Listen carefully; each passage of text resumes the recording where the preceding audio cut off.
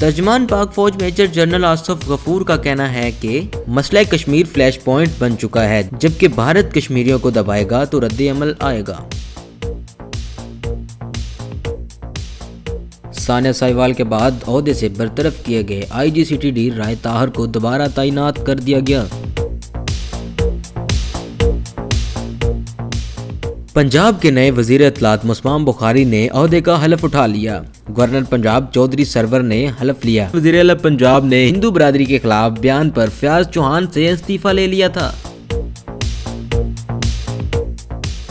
Peoples party के रहनुमा खुर्शीद शाह का कहना है कि हुकूमत फैसल वावडा का मामला सुलझाने के बगैर बजट मंजूर कराने की गलती न करे।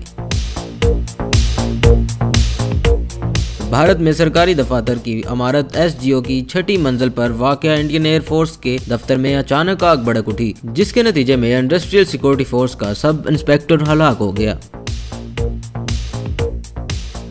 भारत में राफेल तैयारों की खरीदारी से मुतालिक दस्तावेजात भी चोरी। भारतीय अटॉर्नी जनरल ने सुप्रीम कोर्ट में राफेल डील के एहसास दस्तावेजात के चोरी हो जाने का इंकशाफ किया है।